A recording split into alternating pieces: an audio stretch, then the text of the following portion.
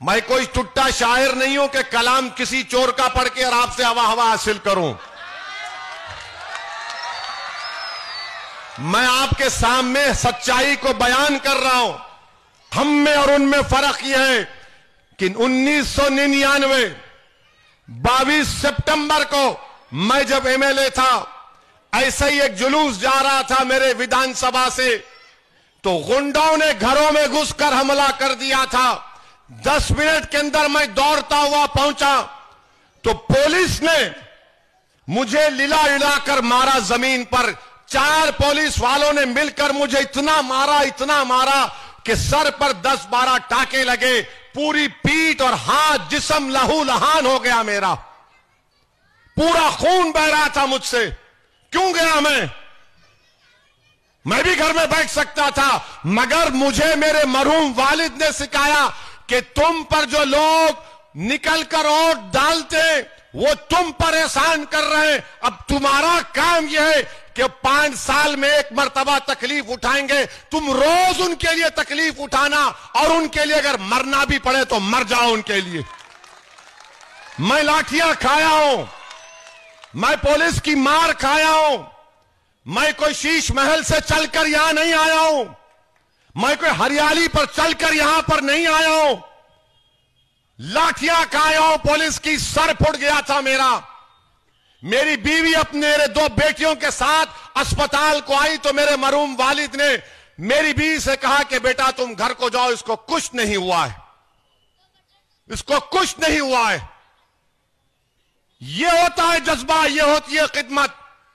आम दिनों में तो सब बड़े बड़े पहलवान बनते हैं, मगर जब जुल्म किया जाता है उस वक्त कौन ठहरेगा तुम्हारे दरमियान में, यह आपको फैसला करना है।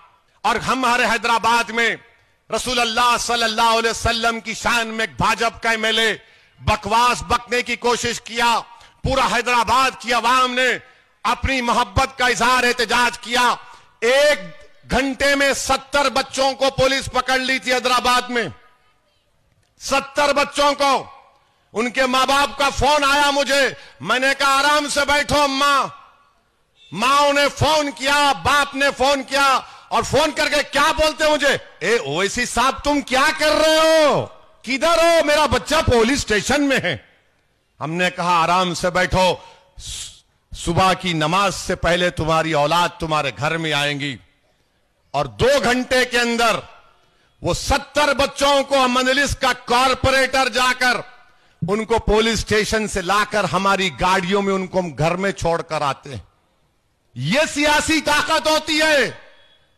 अगर मैं एमएलए बनूंगा तो तुम्हारे लिए बनना चाहिए, ताकि तुम्हारी तकलीफ को दूर कर सकूं, तुम्हारे मुश्किल वक्त में तुम्हारी मदद कर सकूं। अगर तुम पर जुल्म हो रहा तो मैं सामने आ जाऊं, तुम्हारी लड़ाई गमली में लड़ूं, तुम्हारे हक के लिए विधानसभा में खड़ा हो जाऊं। यह कुछ भी नहीं है, मगर ओवैसी को दुश्मन बनाकर पेश करते हैं। अरे मैं दुश्मन नहीं, मैं मर मिटने वाला हूं। मैं किसी का दोस्त नहीं हूं। जो जुल्म करेगा उस जालिम का मैं दुश्मन हूं, चाहे वो किसी मजहब का हो। और आप अगर दोस्त हैं तो फिर क्या कर रहे हैं आप बताओ। 2020 में इस तरह का जुल्म हुआ और 10 कदम के फासले पर एमएलए साहब हैं।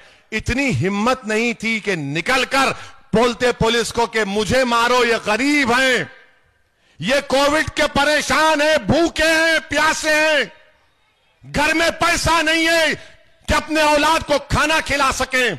मगर आप नहीं निकले। मेरी इज्जतदार मां और बहनों, ये फर्क है। हां, ये एमएलए साहब जरूर पेट भर के गालियां देंगे ओवैसी को,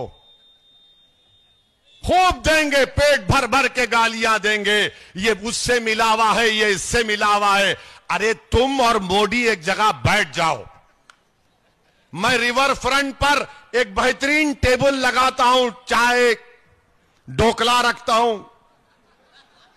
अगर गोश्त रखूंगा तो बोलेंगे ये कौन सा है, छोटा है या बड़ा है, तो गोश्त नहीं, ढोकला और चाय रखता हूं।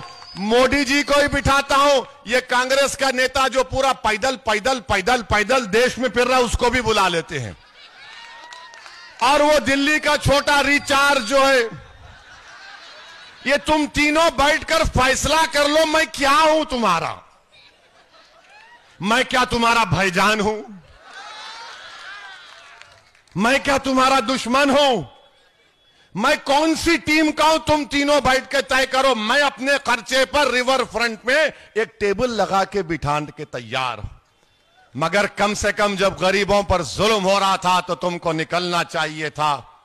तुम नहीं निकले। तुम हक खो चुके हो गरीबों से वोट पूछने का। कांग्रेस के पास कोई हक नहीं है।